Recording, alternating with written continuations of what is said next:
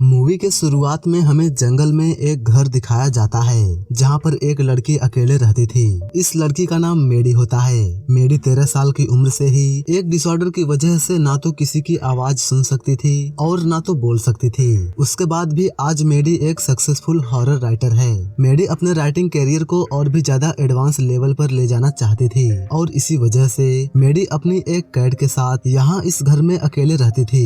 मेडी जब अपने लिए डिनर बना रही थी तब मेडी की एक फ्रेंड सेरा मेडी से मिलने इसके घर पर आती है। अब मेडी बोल नहीं सकती थी इसलिए वो सेरा से साइन लैंग्वेज में बात करती है। सेरा यहाँ पर मेडी की एक बुक लौटाने आई थी।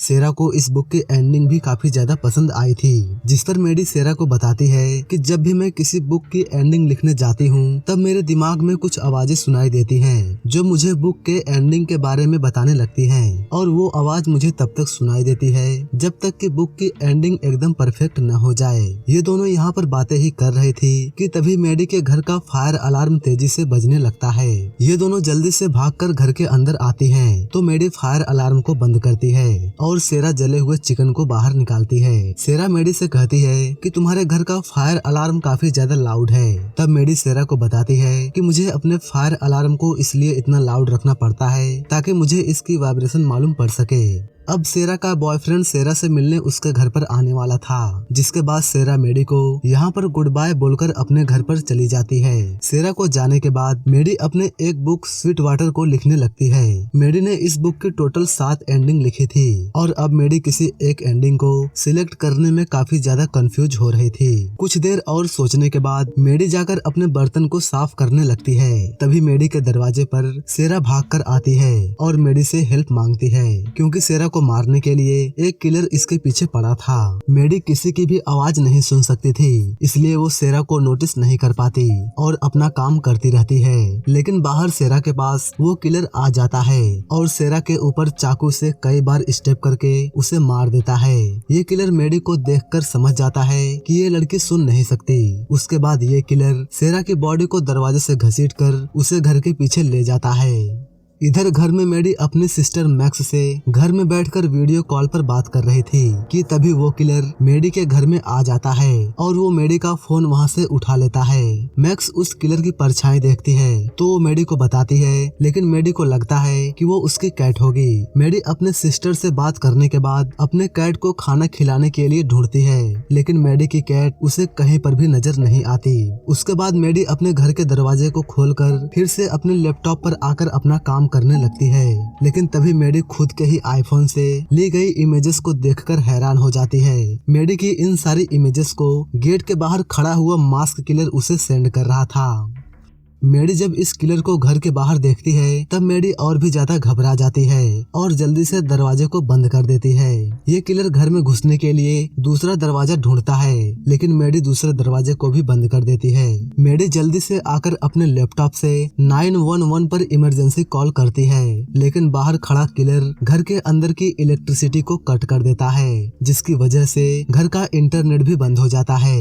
गेट पर खड़ा किलर मेडी को चाकू पर लगा ब्लड दिखाकर उसे डराता है।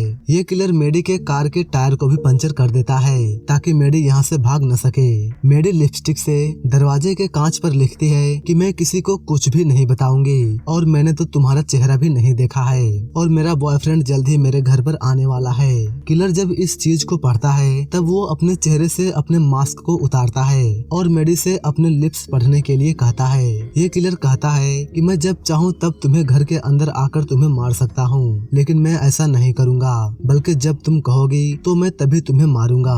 किलर को वहां से जाने के बाद मेडी चाकू और एक हैमर लेकर खुद को बेडरूम में लॉक कर देती है, लेकिन तभी वो किलर सेरा की बॉडी लेकर विंडो पर आता है और उसके हाथों से विंडो पर नॉक करता है। लेकिन जब मेडी सेरा की बॉडी देखती है तब मेडी और भी ज्यादा डर जाती है और वहां से भागकर एक दूसरे कमरे में आ जाती है। मेडी सेरा की मौत पर काफी ज्यादा सैड फील करती है और खूब रोती है। कुछ समय बाद मेडी उस किलर से बचने के लिए खुद को शांत करती है और किलर का ध्यान भटकाने के लिए अपनी कार के अलार्म को चालू कर देती है।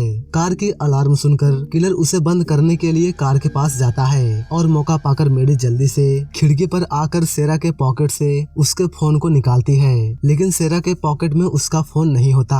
लेकिन तभी वहाँ पर वो किलर आ जाता है और वो किलर मेडी को पकड़ने ही वाला था कि मेडी खुद को लॉक करने लगती है और एक हैमर से किलर के हाथों पर मारकर उसके हाथ को इंजर्ड कर देती है। ये किलर सेरा का फोन और उसके इयररिंग को मेडी को दिखाकर खूब हंसता है। किलर जब यहाँ से दूसरी ओर जाता है तब मेडी इस किलर से बचने के लिए किसी तरह से घर के बाहर आ जाती है और किलर से बचते हुए सीढ़ियों के नीचे आकर छुप जाती है। जब किलर यहाँ से दूसरी ओर चला जाता है तब मेडी यहाँ से हाईवे की ओर भागने लगती है, लेकिन वो किलर मेडी को भागता देख लेता है और उस पर क्रॉसबो से अटैक कर देता है। लेकिन मेडी इस किलर से बचकर फिर से घर के अंदर आ जाती है। इस बार मेडी घर के दूसरे फ्लोर पर आती है। मेडी जब देखती है कि वो किलर उसके घर के दूसरी साइड पर जा रहा है तब मेडी विंडो से निकलकर अपने घर के छत पर आ जाती है और मेडी उस किलर का ध्यान भटकाने के लिए अपने टॉर्च को ऑन करके दूसरी ओर फेंकती है, जिसकी वजह से उस किलर का ध्यान उस टॉर्च की ओर चला जाता है और इस मौके का फायदा उठाकर मेडी छत से नीचे उतरने लगती है। लेकिन तभी वहाँ पर वो किलर आ जाता है और क्रॉसबो से मेडी के पैरों में एक तीर मार देता है। तीर लगने की वजह से मेडी इंजर्ड हो जाती है। ये किलर मेडी को पकड़ने के लिए इसके पास आ रहा था। मेडी यहाँ अपने पैर से उस तीर को निकाल लेती है। जब किलर ऊपर आता है तब मेडी उससे क्रॉसबो छीन लेती है और उस किलर को तीर मारकर उसे नीचे गिरा देती है। ये किलर उठकर फिर से मेडी को पकड़ने की कोशिश करता है, लेकिन मेडी फिर से जल्दी से कमरे के अंदर आकर विंडो को लॉक कर देती है। मेडी के पैरों में तीर लगने की वजह से उसे तेज दर्द हो रहा था और ब्लड भी निकल रहा था। मेडी अपने घाव की ब्लीडिंग रोकने के लिए अपने घाव पर कुछ मेडिकल एल्कोहल लगाती है और अपने घाव को कपड़ों से बांधती है। ये सब करने में मेडी को काफी ज्यादा दर्द हो रहा था। इसके बाद मेडी के दरवाजे पर एक आदमी आकर वहाँ पर नॉक करता है। ये आदमी सेरा का बॉयफ्रेंड था, जो सेरा को ढूंढते ढूंढते मेडी के घर पर आ गया था। इस आदमी का नाम जॉन होता है। जॉन जब यहाँ के कांच पर लिखी गई चीजों को पढ़ता है, इस चीज को पढ़ने के बाद जब जॉन पुलिस को कॉल करने ही वाला था कि तभी वो किलर वहाँ पर आ जाता है और खुद को वो पुलिस वाला बताता है। ये किलर जॉन को घुटनों पर बैठने के लिए कहता है और वो उसका फोन भी ले लेता है। ये किलर जॉन से झूठी कहानी बताता है कि यहाँ से किसी ने पुलिस को कॉल किया था और इसलिए मैं यहाँ पर आया हूँ, और जब मैं यहाँ पर आया तब किसी ने मेरे हाथों पर अटैक करके मुझे इंजर्ड कर दिया। ये किलर जॉन का फोन लेकर कॉल करने का झूठा नाटक करता है और झूठी बात करने के बाद वो जॉन के फोन को अपनी जेब में रख देता है। लेकिन जब जॉन उससे अपना फोन मांगता है तब किलर के जेब से सेरा की इयररिंग नीचे गिर जाती है, जिसे देखकर जॉन समझ जाता है कि यहाँ पर क्या हो रहा है। जॉन उस किलर को मारने के लिए अपने हाथ में एक पत्थर छुपा लेता है। तभी मेडी भी दरवाजे पर आकर हेल्प मांगती है। जॉन मेडी की ओर देख ही रहा था कि तभी वो किलर जॉन के गले में एक तीर से स्टेप करके उसे इंजर्ड कर देता है। इंजर्ड होने के बाद भी जॉन किलर से लड़ता है और जमीन पर ही मरने का नाटक करता है। ये किलर जैसे ही जॉन के पास आता है तो जॉन किलर की गर्दन मजबूती से पकड़ लेता है और मेडी को वहाँ से भागने के लिए कहता है। और मेडी जब मौका पाकर वहाँ से भागती है तब ये किलर मेडी को देख लेता है और उसे जमीन पर गिराकर उसका सिर कुचलकर उसे मार देता है। लेकिन ये सब चीजें मेडी की इमेजिनेशन होती हैं और उधर जॉन के गले से ब्लीडिंग ज्यादा होने की वजह से जॉन भी यहाँ पर मर जाता है। घर के अंदर बैठे मेडी के अंदर की आवाज उससे कहती है कि तुम अपनी इंजर्ड टांगों के साथ किलर से बचकर यहाँ से नहीं भाग सकती, क्योंकि वो किलर तुमसे ज्यादा ताकतवर और तेज है। तुम घर की इलेक्ट्रिसिटी ऑन करके पुलिस को भी यहाँ पर नहीं बुला सकती, लेकिन तुम्हारी बॉडी से ब्लड निकल रहा है, इसलिए तुम यहाँ पर छुपकर मदद का इंतजार भी नहीं कर सकती। इसलिए खुद को उस किलर से बचाने के लिए तुम्हें उससे लड़कर उसे मारना ही होगा। उसके बाद हमें दिखाया जाता है कि वो किलर जॉन के पॉकेट से सिगरेट निकालकर पीता है। तभी उस किलर के पास मेडी की कैट भी आ जाती है। ये किलर उस कैट को मारने ही वाला था कि तभी मेडी वहाँ पर आकर क्रॉसबो से एक तीर किलर को मार देती है। मेडी को घर के बाहर देखकर किलर मेडी को पकड़ने के लिए इसके पीछे आता है, लेकिन मेडी घर के अंदर भागने लगती है। एक तीर को उठाने के चक्कर में मेडी का हाथ दरवाजे के बाहर ही रह जाता है। मेडी का हाथ बाहर देखकर वो किलर मेडी के हाथ को तोड़ देता है, जिससे मेडी को तेज दर्द होता है और वो अंदर ही अंदर चिल्लाती है, क्योंकि मेडी तो गूंगी थी, जिसकी वजह से उसके गले से चीख नहीं निकल पाती। तेज दर्द सहकर मेडी हिम्मत करके यहाँ पर खड़ी होती है और वो किलर को उकसाने के लिए दरवाजे के कांच पर डू इट लिखती है। ये देखकर किलर को काफी ज्यादा तेज गुस्सा आता है और वो एक रॉड लेकर दरवाजे को तोड़ने लगता है।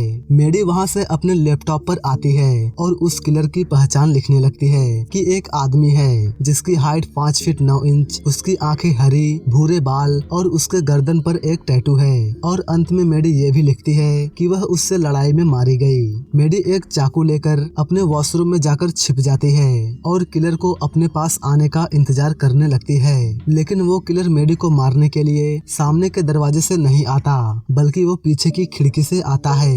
ये किलर जब मेडी के पीछे आकर अपने चाकू निकाल कर मेडी को मारने ही वाला था कि तभी किलर की सांसों से मेडी को एहसास हो जाता है कि वो किलर उसके पीछे ही है, जिसकी वजह से किलर को मारने से पहले ही मेडी किलर के ऊपर चाकू से स्टेप करके उसे इंजर्ड कर देती है। मेडी को भी काफी ज्यादा चोटें आई थी, जिसकी वजह से उसकी भी हालत काफी ज्यादा खराब हो चुकी थी और वो किचन में बैठकर बेहोश होने का नाटक करती है। ये किलर किचन में आकर मेडी पर हमला करने ही वाला था कि मेडी उसके आंखों में कीड़े मारने वाली दवा को स्प्रे कर देती है, जिसकी वजह से किलर की आंखें जलने लगती हैं। मेडी अपने स्मोक अलार्म को भी चालू करके किलर के पास लाती है और उस अलार्म की तेज आवाज किलर को और भी ज्यादा परेशान कर देती है। ये किलर किसी तरह से मेडी को पकड़ लेता है और उसे जमीन पर गिराकर उसका गला दबाने लगता है। इस समय मेडी को लग रहा था कि वो किलर के हाथों अब मरने ही वाली है, जिसकी वजह से मेडी को उसके बचपन के